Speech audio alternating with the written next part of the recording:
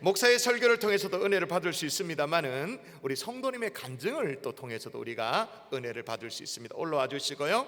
우리 먼저 이종현 집사님 나오셔서 하나님을 만난 스토리를 함께 나누실 텐데 우리 격려의 박수 한번 하도록 하겠습니다.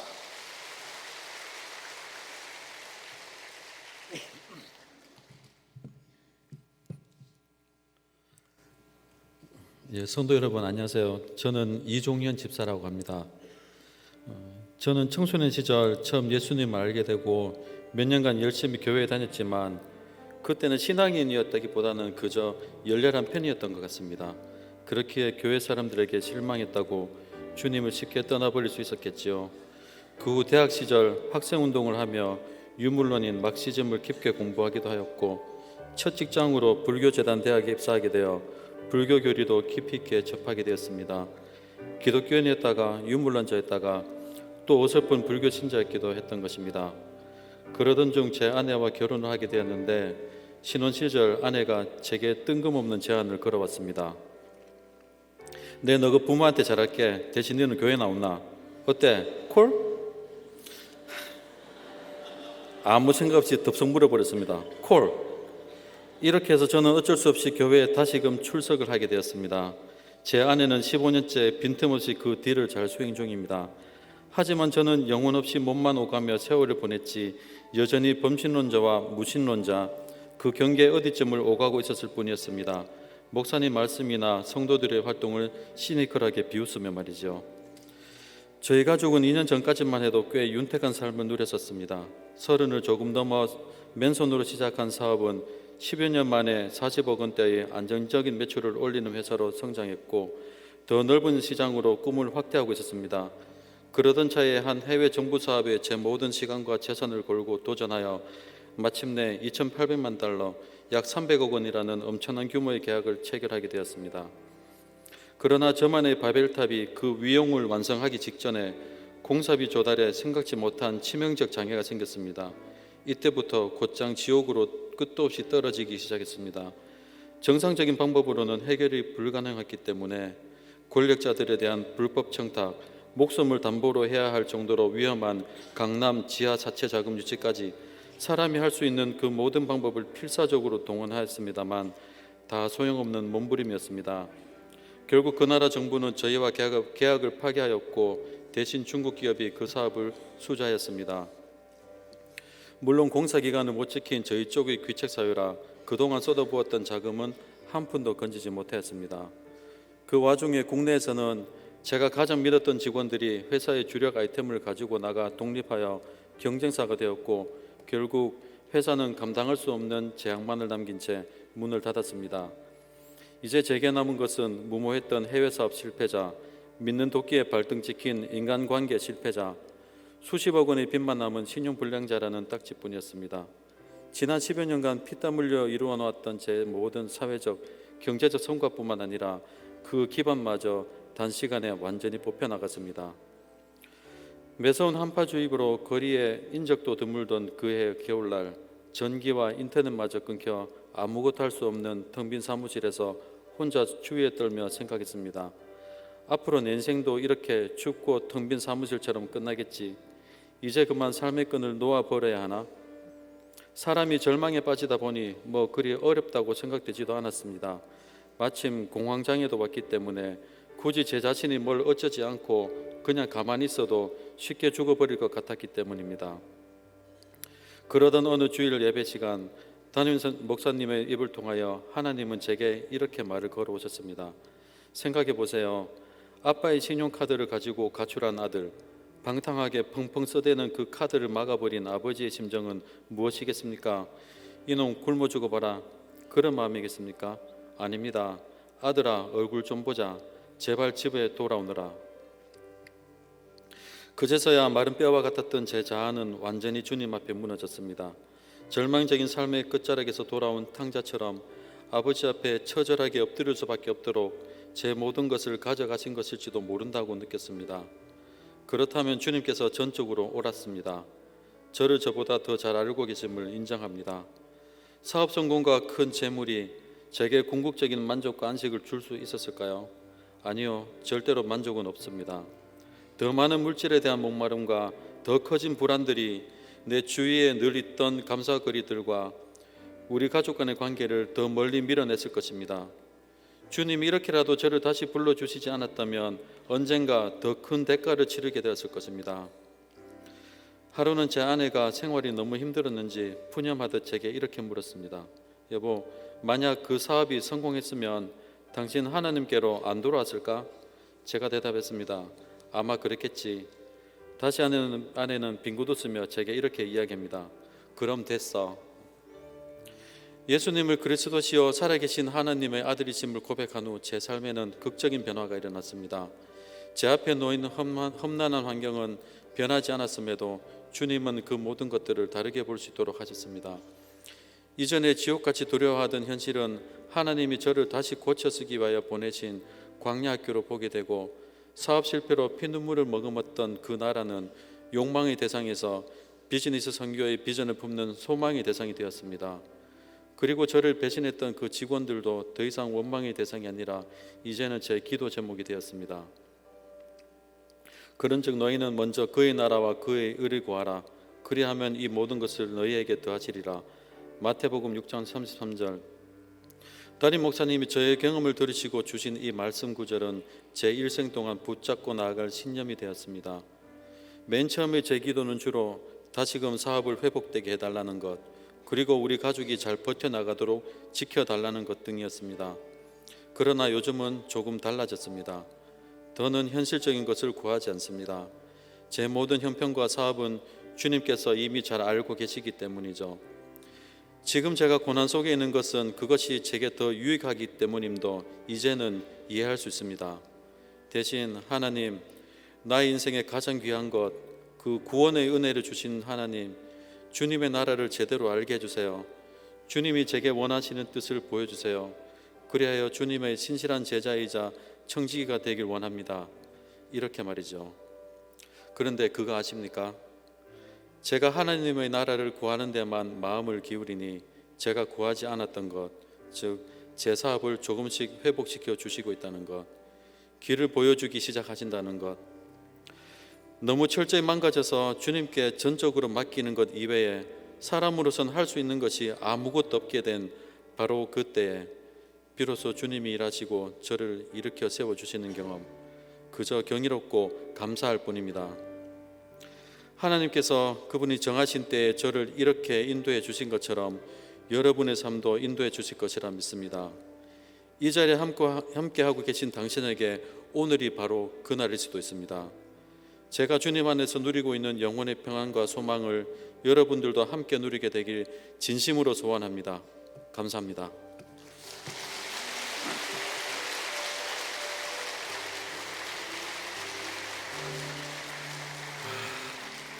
여러분, 참 어려운 얘기지만 정말 여러분의 유익을 위해서 함께 나눠주신 우리 이종현 집사님께 감사의 박수 한번 더 하도록 하겠습니다.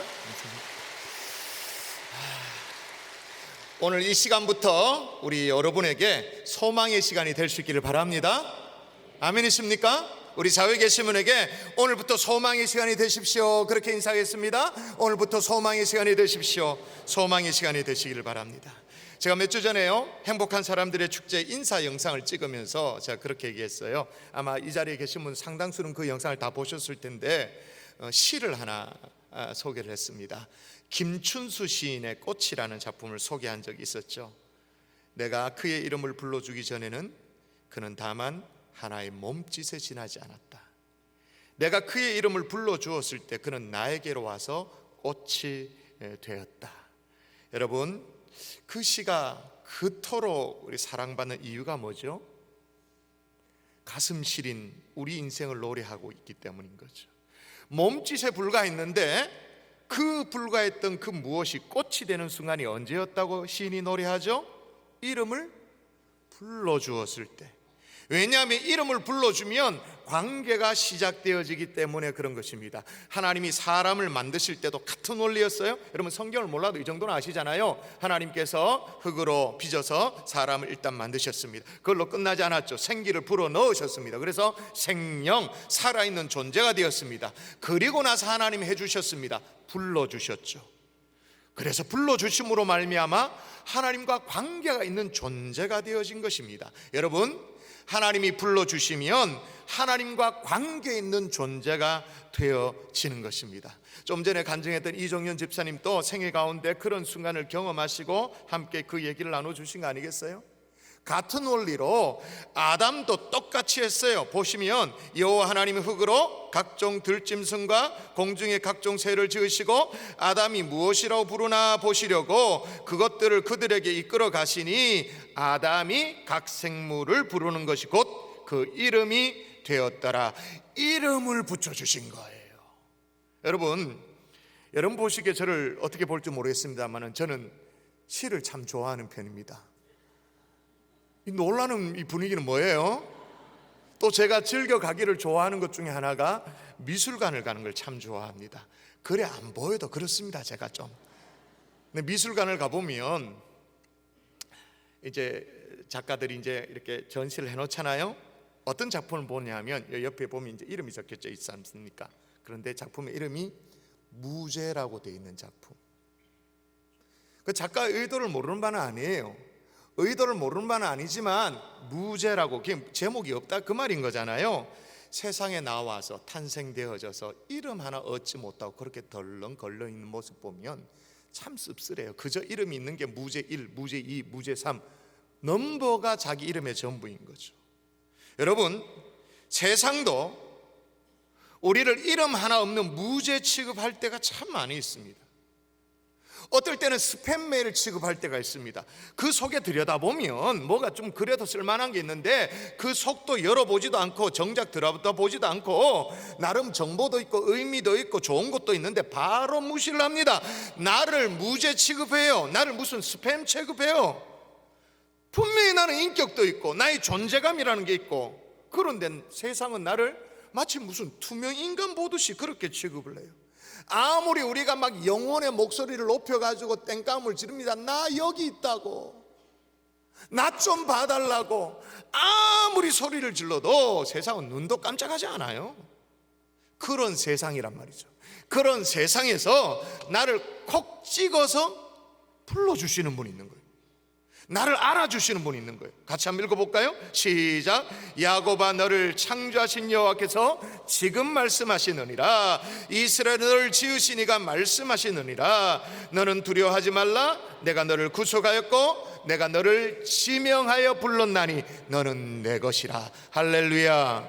지명하여 불렀답니다. 그리고 너는 내 것이다 그렇게 말합니다. 어떻게 우리를 알고 우리를 지명하여 딱 찍어서 불러줄 수 있는가? 그 궁금증이 있죠. 어떻게 그렇게 가능한가? 창조하신 하나님이시기 때문에 가능한 거예요. 제가 다시 읽어볼게요. 야곱아 너를 창조하신 여호와께서 지금 말씀하시느니라. 이스라엘은 너를 지으신 이가 말씀하시느니라. 자, 여기 보면 여호와라는 말이 나왔는데 여호와라는 말을 어렵게 생각하지 말고 하나님의 다른 말이라 생각하면 뭐 틀리지 않아요? 그리고 하나님이 이제 말씀하시는데 야곱아라고 부릅니다. 구약의 족장 가운데 야곱이 있긴 합니다만은 일반적으로 야곱아라고 말할 때는 우리를 부르는 거죠. 응? 철수야, 누구야, 하나님 앞에 나온 우리를 부르시는 하나님의 표현 방식인 거예요. 자, 야곱아라고 부르시고는 뭐라고 말씀하시냐면 너를 창조하신 여호와께서, 너를 창조하신 하나님께서 지금 말씀하신다 그렇게 말하는 거예요. 너를 창조하시다라고 말할 때 이 창조하시다라는 이 말은 성경을 몰라도요 창세기에 어떤 그 천지 창조 사건은 다 아시잖아요. 하나님이 천지 만물을 창조하셨습니다. 해와 달과 별들을 창조하셨습니다. 모든 피조 세계를 다 만드셨습니다. 여러분 이게 안 믿어져도 우리가 조금만 정직하게 이 세상을 들여다보기만 해도 그 배후에 정말로 어떤 지혜로운 설계자가 있다는 걸 우리는 인정하지 않을 수가 없어요. 지금도 이 우주 만물을 지금도 운행하고 계시는 어떤 분이 계시다는 걸 인정하지 않을 수가 없어요. 겨울이 지났습니다. 이제 아지랭이가 피고 봄 기운이 느껴질 때 말이에요. 어김없이 막 지천에 민들레가 확 그득하게 되어지죠.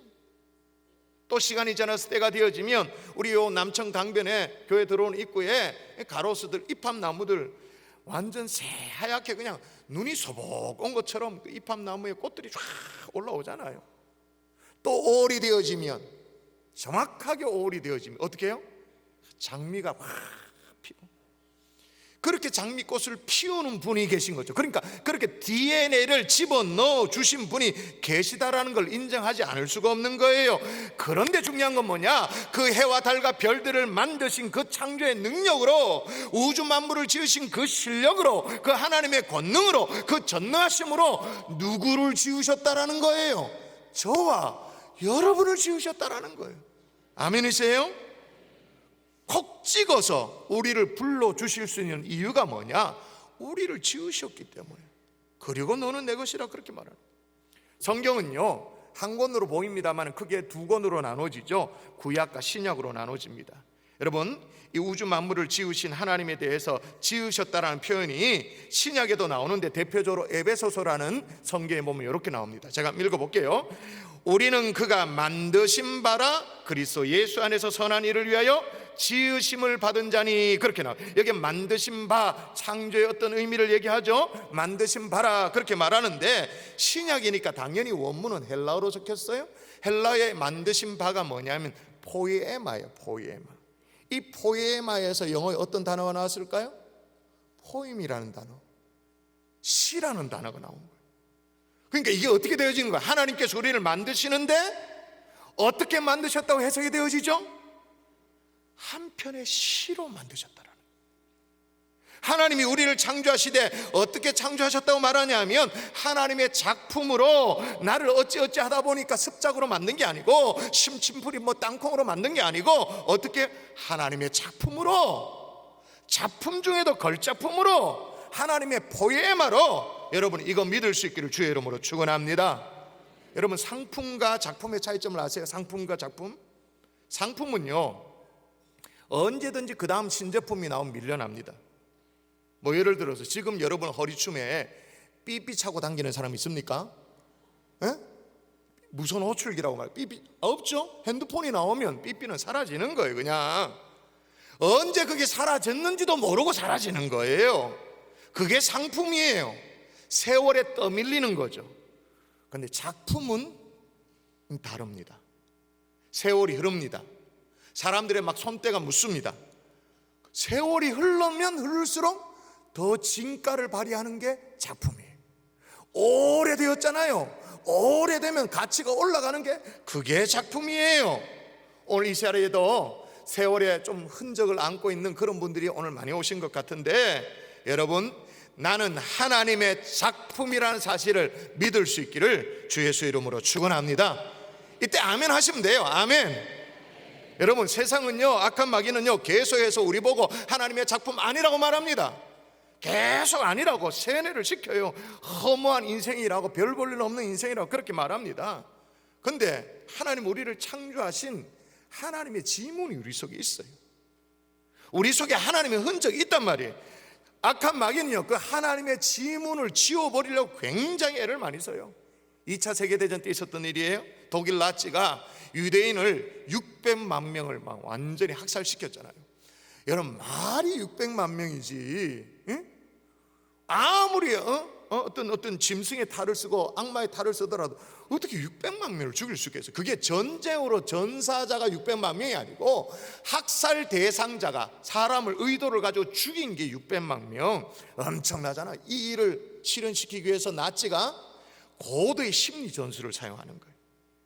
수만 명이 모인 그런 수용소에, 수만 명을 이렇게 가둬놓은 수용소에 말이에요, 지금 이제 한 수천 명 정도 모였으니까 이 정도 오늘 예배당에 한 10배 정도 되겠죠. 수만 명이 모여있는 그런 수용소에 어떻게 하냐?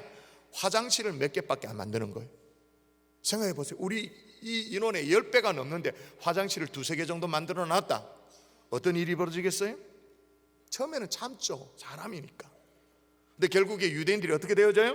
참다 안 되면 숙소에 배설을 하는 거예요. 그럴 수밖에 없는 거예요. 숙소가 어떻게 될까요? 짐승이 무슨 우리처럼 자기 배설물로 그득 차게, 절퍽지퍽하게 되어지는 거예요. 그러면서 나치는 유대인을 죽이면서 이렇게 말하는 거예요. 나는 지금 인간을 죽이고 있는 것이 아니라 돼지를 죽이고 있다. 세상은 언제나 이런 식이에요. 돼지 취급을 해요. 그런데 이 가운데요, 기적적으로 수용소에 살아남은 사람이 있어요. 그는 뭐라고 말하냐면, 내가 살아남은 것은 이 반컵의 물 때문에 살아남았다, 그렇게 주장을 합니다. 매일 새벽이면 커피 한 잔이 배급이 되었던 것 같습니다. 말이 커피지 미지근한 물 그 정도 있겠죠. 이게 한 잔씩이 배급이 되었는데, 살아남은 사람은 어떻게 했냐면, 한 잔이 배급되어지면 반 잔을 마시고 남은 반 잔, 이 반컵을 가지고 어떻게 했냐? 이를 닦죠. 손가락으로 닦았겠지. 이를 닦고 그 반컵으로 세수를 하고, 그렇게 하니까 이 나치들이 그 사람에게는 함부로 하지 못했대요. 그 사람에게는 물 반컵으로 세수를 하고 나서 반짝이는 눈으로 온 전인격을 가지고 영혼으로 소리쳤대요. 나는 돼지가 아니야. 나는 하나님의 작품이야. 나는 인간이야. 여러분, 우리는 수용소의 돼지가 아닙니다. 세상이 던져주는 거 그거 받아 먹으려고, 그거 더 어떻게든 먹으려고 그렇게 하는 존재들이 아니에요. 아무리 주변에 나를 무시해도 우리는 창조자 하나님의 고귀한 작품인 줄 믿습니다. 그래서 여러분, 성경, 목사의 말은 무시해도 좋아요. 그런데 성경은 여러분이 존중해 주세요. 44장 21절 읽어볼까요? 뭐라고 말하는지. 자, 시작. 야곱아 이스라엘아, 이 일을 기억하라. 너는 내 종이니라. 내가 너를 지었으니 너는 내 종이니라. 이스라엘아, 너는 나에게 잊혀지지 아니하니라. 왜 잊혀지지 아니하느냐? 하나님이 지었기 때문에, 하나님이 만드셨기 때문에 하나님이 기억하는 거죠. 아멘이세요? 또 이렇게 콕 찍어서 지명하여 불러주실 수 있는, 그러면서 너는 내 것이라고, 왜 그게 어떻게 말씀이 가능한가? 구속하여 주신 하나님이기 때문에 가능한 거예요. 자, 여기 보세요. 또 보면 오늘 본문에 내가 너를 구속하였고 내가 너를 지명하여 불렀나니 너는 내 것이라, 그렇게 말합니다. 내가 너를 뭐 하였다고 말하죠? 내가 너를 구속하였다. 구속, 여기서 말하는 구속은 검찰 구속, 감옥소 가는 구속, 그런 게 아니에요. 여기서 말하는 구속은 죄 종로로 타고 있던, 나도 모르게 종로로 가고 있던 나를 해방시켜 주는 걸 얘기하는 거예요. 이 세상의 노예로 질질 끌려다니며 살던, 내가 원치도 않았지만 그렇게 끌려다니던 삶을 해방시켜 주는 그런 구속을 얘기하는 거예요. 이게 한 번 해방되도록 하시는 걸로 끝나는 게 아니라 끝까지 책임져 주신다고 그렇게 말해요. 여러분, 세상은요 얼마나 무책임한지 몰라요. 요즘 세상은요 자식 새끼 싸질러 놓고도 나 몰라라는 그런 세상이에요. 2013년도에 있었던 일이에요. 중국에서 있었던 일입니다. 동부 절강의 진화라는 도시에서 한 통의 다급한 전화 신고가 되었어요. 119 같은 그런 거 신고했겠죠. 전화가 이제 걸려옵니다. 신고 내용이 뭐냐면, 건물 4층에 그 변기 속에서 신생아의 울음소리가 들린다는 거예요. 이거 완전 귀신 같은 얘기잖아요. 생각해 보세요.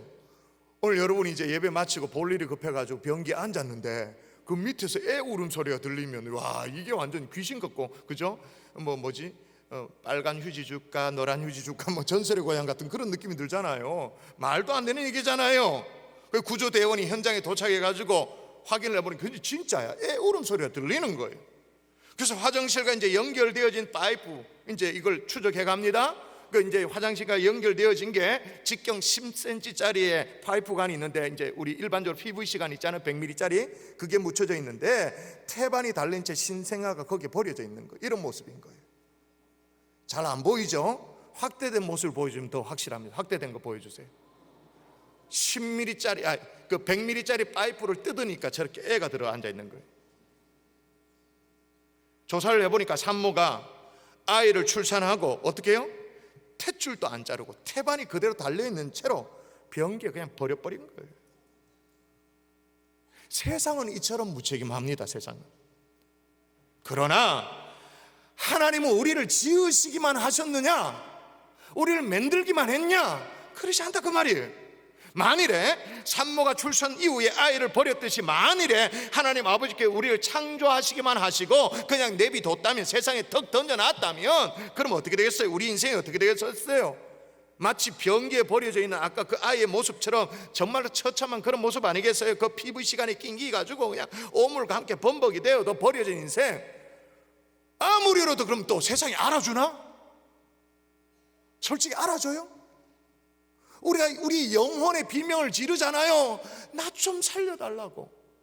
세상이 알아줘요? 우리 이정현 집사님 아까 간증도 나왔습니다만 세상은 어떻게 동료 직원이 아이템 갖고 딴 사람인 차려 경쟁 사업 해버려. 세상은 늘 이런 식이에요. 아무리 비명을 질러도 세상 우리를 알아주질 않아.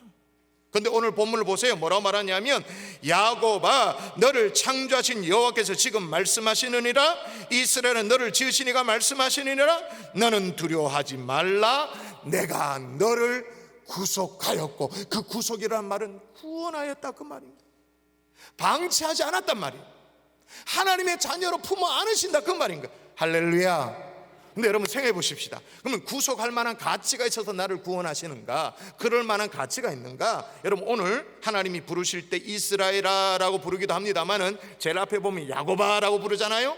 야곱이 실제 인물이었잖아요. 아브라함, 이삭, 야곱 구약의 족장 중에 하나 야곱 이름이 있잖아요. 여러분 성경 읽어보신 분들 아시죠? 야곱이 어떤 인생을 살았어요? 완전 개차반이지 이거는. 그죠? 아버지 나이 들어 눈 어두운 아버지, 그죠? 앞이 잘 안 보이는 아버지 완전 사기 쳐먹고 형한테 돌아가야 될 그 유산 그 중간에 삥땅 하려고 애쓰고 거짓말에 사기꾼으로 그런 인생을 살았단 말이에요. 전혀 구속, 구원할 가치가 전혀 없는 그런 인생이었어요. 한마디로 뭐냐? 죄인이었던 거죠. 앞에 얘기한 수용소의 똥으로 뒤범벅이 된 돼지 같은 그런 인생을 살았던 거죠. 우리도 어쩌면 이런 삶 아닙니까? 어쩌면 스스로 우리가 막 스스로 똥통에 뒤집어는 스스로 내 자신을 똥통으로 밀어넣는 그런 인간이 우리 아닙니까? 솔직히 아주 숫자 그냥 머리채 쳐박고 살고 있는 그런 모습 우리 모습 아닙니까? 그래서 성경도요 야곱을 부를 때 그냥 부르지 않았어요. 아주 정말 예민한 단어를 사용합니다. 뭐라고 부릅니까? 버러지 같은 너 야곱아 이런 말합니다. 버러지 같은 야곱. 무슨 얘기야? 네 버러지 맞다. 네 인생 사는 꼬라지 보니까 버러지 맞다 이 말. 예전 번역은 어떻게 되어 있는지 아십니까? 지렁이 같은 너 야곱아 그렇게 되어 있어요. 근데 중요한 건 뭐냐? 그렇게 부르지만 그 다음에 뭐라고 말하는지가 중요해요. 이걸 단디 봐야 돼요. 같이 읽습니다. 시작. 버러지 같은 너 야곱아 너희 이스라엘 사람들아 두려워하지 말라 나 여호와가 말하노니 내가 너를 도울 것이라 내 구속자는 이스라엘의 거룩한 이인이라. 버러지 같은 야곱 맞지만 어떻게 하더가요? 내가 너를 도울 것이다. 왜? 나는 너를 구원한 이스라엘의 거룩한 이기 때문에. 아멘이세요? 이렇게 야곱아 불러주시는 하나님 앞에 지금 또 하나님께서 여러분에게 야곱아 여러분의 이름을 부르고 계시는 그런 순간이 있어요. 그게 지금 느끼고 계신 분이 있는 것 같아요. 표정을 보면 알아요. 부르고 계시죠. 누구누구야. 근데 거기에 우리가 하나님 앞에 반응하며, 다시 말하면 이쪽에서도 누구누구야 부를 때 우리도 하나님 아버지 이름을 부르면 어떻게 된다고 말하는가? 성경을 통해서 상해하죠. 자, 시작. 누구든지 주의 이름을 부르는 자는 구원을 받으리라. 할렐루야. 버러지 같아도 여호와의 이름을 부르는 자는 구원을 받게 되는 줄 믿습니다. 솔직히 지렁이 같아도 하나님의 이름을 부르는 자는 자녀 삼으시는 아버지 하나님이신 줄 믿습니다. 뭐 하면? 주의 이름을 부르면. 여러분 이거 하라고 오늘 사실 여러분을 초청하신 거예요. 이 자리에 앉혀놓은 거예요. 세상은요 우리를 이름 모를 잡초 취급합니다. 아무리가 막 성형수술을 하고 양복 막 명품 막 사입고 아무리 삐까뻔쩍해도 봐주지를 않습니다. 그냥 바로 심지어 돼지 취급합니다. 뭐 솔직히 내 꼬라지를 내가 쳐다봐도 뭐 내 실력을 봐도 그렇고 버러지 같은 느낌이 들기도 사실 합니다. 그런데 우리를 불러주시는 하나님의 음성에 우리가 주님의 이름을 우리도 부르면 어떻게 되어진다고요? 하나님의 자녀가 되어지는 거예요. 구원받게 되어지는 거예요. 이게 이루어지면 주의 이름을 부르면 우리가 어떻게 살 수 있는가? 한번 읽어볼까요? 너는 시작. 너는 두려워하지 말라. 내가 너를 구속하였고 내가 너를 지명하여 불렀나니 너는 내 것이라. 어떻게 앞으로 우리가 살 수 있냐면 아주 당당하게 살 수가 있어요. 어깨 딱 펴고 살 수가 있는 거예요.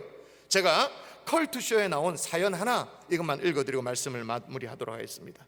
컬투쇼 아시죠? 거기에 소개된 사연이 있는데 제가 한번 읽어볼게요. 오늘날 저와 아내는 병원에 검진을 받으러 내원을 했습니다. 아마 그게 산부인과 병원이었던 것 같아요. 남편과 아내가 같이 갔으니까 접수를 하고 순서를 기다리고 있었습니다. 그때였습니다. 간호사가 이름을 불렀습니다. 그러니까 환자 이름을 부른 거죠. 주 하나님, 주 하나님. 얼마나 웃기던지. 아마도 다음 순서에 환자의 이름이 주 하나였는가 봅니다. 그래서 주 하나님 이렇게 되죠. 이름을 불러도 대답이 없자 이제 간호사는 그 다음 환자를 의사 선생님께 들여보냈습니다. 그런데 옆에서 순서를 기다리던 앉아 기다리는 할머니가 졸다가 간호사가 주 하나님이라고 부를 때 본능적으로 주여 아멘 하는 것입니다. 졸다가. 그리고 그 다음에 간호사가 이름을 또 불렀습니다. 주 하나님, 주 하나님, 주 하나님 어디 계십니까? 할머니가 졸면서 이번에는 아버지라고 하는 겁니다. 또 몇 번을 주 하나님을 부르는 이 간호사는 아무런 반응이 없자 짜증이 났는지 아이 진짜 주 하나님 어디 가신 거야? 신경질을 부렸습니다. 도대체 주 하나님 어디 계신 거야? 라고 신경질을 부렸습니다. 그때 졸던 할머니가 깼습니다. 벌떡 일어나 소리쳤습니다. 주 하나님은 내 마음에 계셔. 주 하나님 어디 계시냐고 막 짜증을 부리니까 내 마음에 계셔. 내 마음속에 계셔. 그 소리에 주변의 모든 사람이 빵 터졌습니다. 곳곳에서 아멘 소리가 들려왔습니다. 저희 부부도 교회를 다니는지라 아멘을 함께 외쳤습니다. 여러분, 하나님을 믿으면 이 할머니는 잠꼬대로 얼떨결에 했을지 모릅니다만은 당당해집니다. 주 하나님 어디 계시나? 내 마음에 있다. 한번 해볼까? 와봐라 한번. 하자. 이렇게 말할 수 있는 당담이 어디에서 생기는가? 여러분, 오늘 1절에 이어서 2절 3절에 오늘 성경에 이렇게 기록하고 있어요. 제가 읽어볼게요. 네가 물 가운데 지날 때 내가 너와 함께 할 것이라. 강을 건널 때 물이 너를 침몰하지 못할 것이며 네가 불 가운데로 지날 때 타지도 아니할 것이요 불꽃이 너를 사르지도 못하리니 대전 나 여호와 내 하나님이요 이스라엘의 거룩한 이요 내 구원자임이라. 할렐루야. 이 하나님을, 여러분을 지금 부르고 계시는데 이 하나님을 정말로 모셔드리는, 정말 구원이 이루어지는 이 시간 될 수 있기를 주의 이름으로 축복합니다.